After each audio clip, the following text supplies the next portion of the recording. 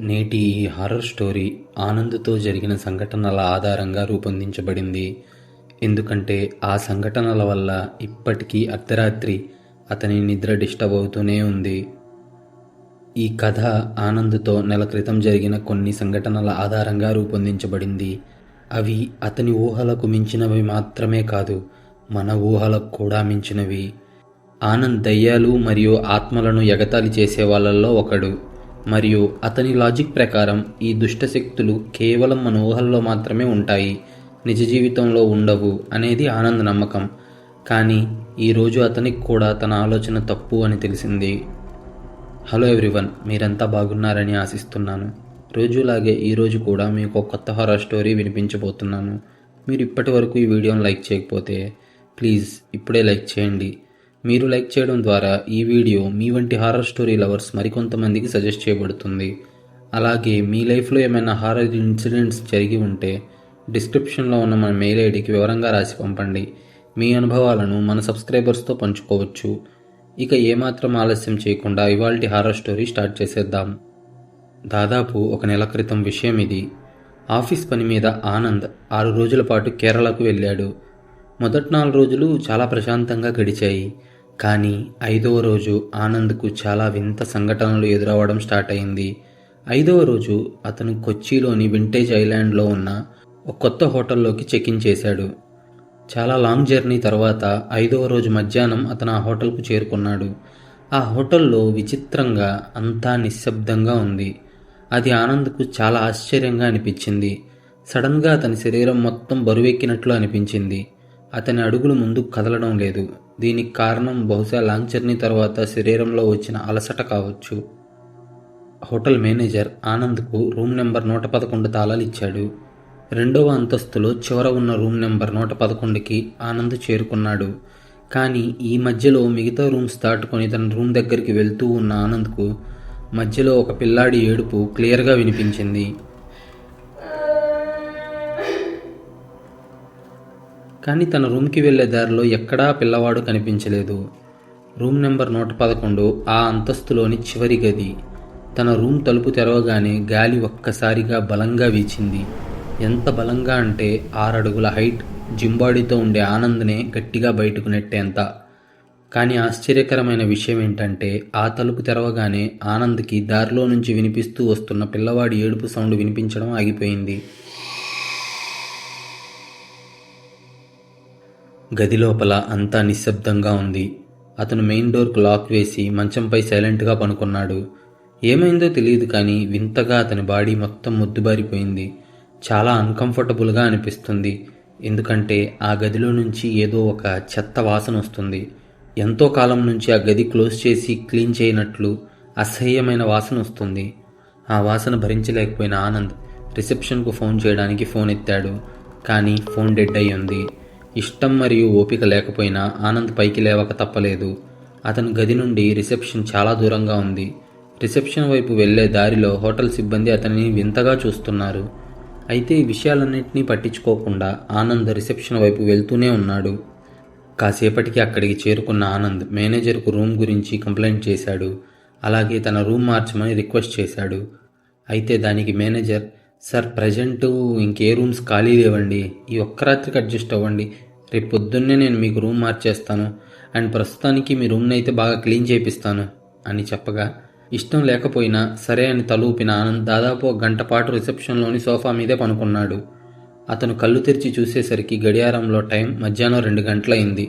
అతను పరిగెత్తుకుంటూ తన గదిలోకి వెళ్ళి గబగబా తయారయ్యి తన మీటింగ్కు బయలుదేరాడు. ఆ రోజు మీటింగ్ దాదాపు రాత్రి 8 గంటల వరకు జరిగింది. మరియు మీటింగ్ నుండి తిరిగి వచ్చిన తర్వాత రాత్రి 9 గంటలకు ఆనంద్ హోటల్లో డిన్నర్ చేసి రూమ్ నెంబర్ 111కి వెళ్ళాడు. అతని గదిలో ఒక పెద్ద కిటికీ ఉంది. అలాగే ఆ కిటికీ బయట ఉన్న సీనరీ చాలా అద్భుతంగా ఉంది. ఎందుకంటే ఆ కిటికీ తెరవగానే ప్రవహిస్తున్న ఒక నది కనిపిస్తుంది. కాసేపు ఆ సీనరీని ఎంజాయ్ చేసిన ఆనంద్ టీవీ ఆన్ చేశాడు. టీవీ ఎడం వైపు ఒక పిల్లవాడి ఫోటో ఉంది. దాన్ని చూస్తుంటే అదేదో ఫారెన్ పిల్లాడి ఫోటోలా ఉంది. ఆ పిల్లాడి ఫోటో అమాయకంగా చాలా క్యూట్గా అనిపిస్తుంది. మరియు ఆ పిల్లాడి కళ్ళు ఆనంద్ వైపే చూస్తున్నాయి. నిజం చెప్పాలంటే ఆ పిల్లాడి చూపులను చూస్తుంటే అవి మనల్ని మాత్రమే చూస్తున్నట్లు అనిపిస్తుంది. ఆనంద్ ఫోటో వైపు చూడడం ఆపి టీవీ ఆఫ్ చేసి తన ల్యాప్టాప్లో వర్క్ చేయడం స్టార్ట్ చేశాడు. సరిగ్గా అప్పుడే సడన్గా అతనికి మధ్యాహ్నం విన్న అదే శబ్దం వినిపించింది. రాత్రి దాదాపు 10 గంటలకు ఒక పిల్లవాడి ఏడుపు వినిపిస్తుంది. టీవీ వైపు చూస్తే టీవీ ఏమో ఆగిపోయింది. సరిగ్గా వింటే ఆ శబ్దం ఆ గది యొక్క కిటికీ బయట నుండి వస్తున్నట్లు అనిపించింది. వెంటనే ఆనంద్ లేచి కిటికీ తెరవగా ఆశ్చర్యకరంగా ఆ శబ్దం ఆగిపోయింది.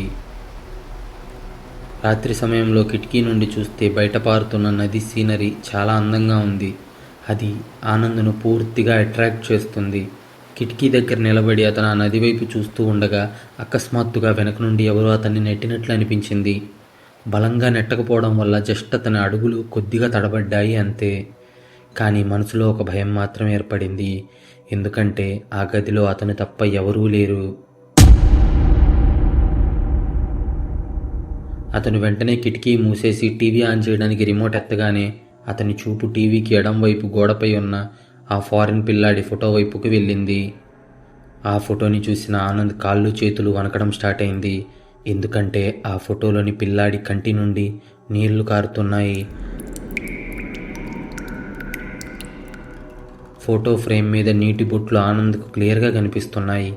చూడటానికి ఆ పిల్లోడు ఫోటో ఎలా ఉందంటే తనకి వినిపిస్తున్న పిల్లాడి ఏడుపు ఆ ఫోటోలోని ఫారిన్ పిల్లాడిదేనేమో అనిపించేలా ఉంది.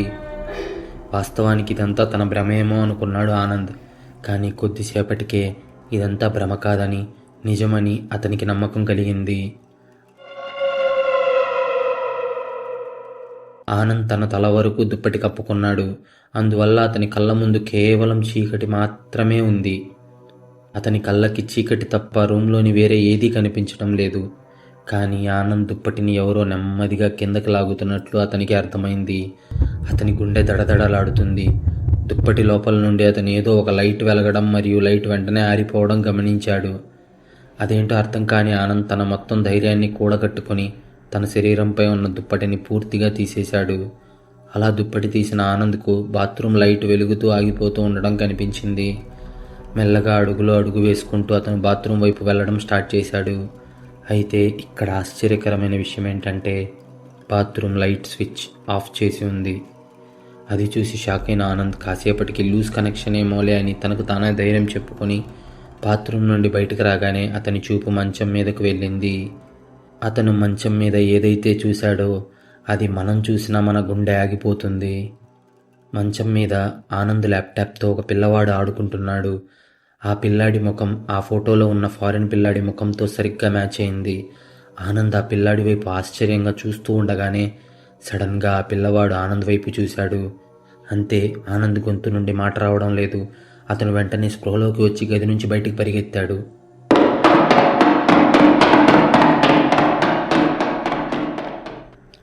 అతను పరిగెత్తుకుంటూ రిసెప్షన్ వైపు వెళ్తుండగా ఆ హోటల్ క్లీనర్ గోవింద్ కనిపించాడు. ఆనంద్ అతనితో పెద్ద పెద్దగా నేను నా గదిలో పిల్లాడిని చూశాను అని గట్టిగా అరిచాడు. ఆనంద్ ఆ మాట చెప్పగానే ఆ హోటల్ క్లీనర్ గోవింద్ కళ్ళు పెద్దవయ్యాయి.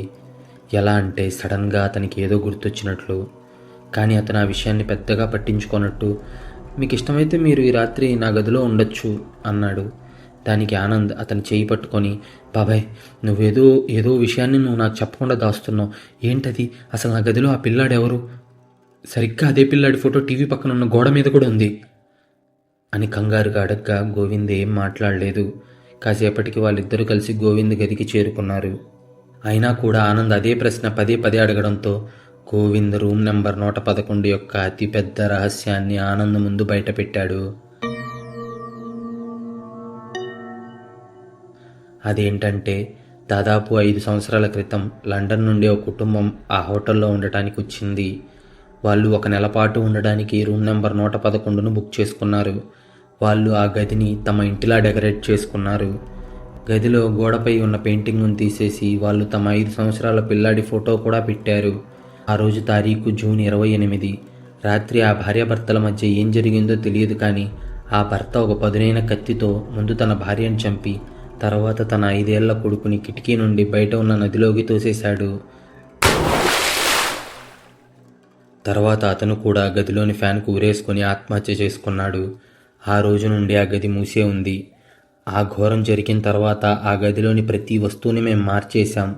ఒక్క ఆ పిల్లాడి ఫోటో మాత్రమే అక్కడుంది అంటూ గోవింద్ చెప్పిన మాటలు వింటూ ఆనంద్ ఎప్పుడు నిద్రపోయాడో అతనికే తెలియలేదు. ఉదయం కళ్ళు తెరిచేసరికి అతనికి గదిలో గోవింద్ కనిపించలేదు. అలాగే ఆ హోటల్లో కూడా గోవింద్ ఎక్కడా కనిపించలేదు. కానీ ఆనంద్ మాత్రం ఎలా అయినా తను వెళ్లే ముందు గోవింద్ను ఒకసారి కలవాలి అనుకున్నాడు.